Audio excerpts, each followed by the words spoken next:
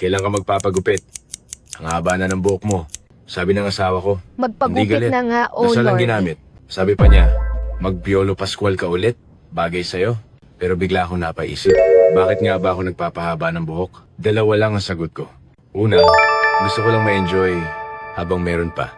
Sa father side ko. Sa mother side ko, mga tito ko. Maagang napanot, kaya sabi ko sa sarili ko, sulitin mo na, habang nandyan pa. Pangalawa, mas malalim. Nung grade school ako, army cut. Halos kalbo. Pagdating sa school, hinahawakan ng mga kaklase ko ang ulo ko. Masarap daw kasi hawakan. Yung kiliti ng patubong buhok. Pero sa loob-loob ko, hindi komportable. Kaya may binulong akong pangako noon. Paglaki ko, walang makikialam sa buhok ko. Fast forward. Kaya heto ako ngayon. Mahaba pa rin ang buhok. A few moments later. Mukhang mababali ang matibay kong panata. Hindi sa pamamagitan ng dahas, kundi sa dasal ng aking asawa. Kaya, baka magpagupit na ako.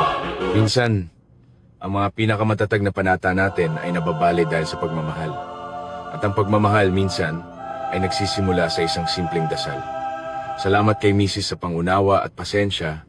Malapit na ang answered prayer mo. At, baka magpagupit na nga ako soon.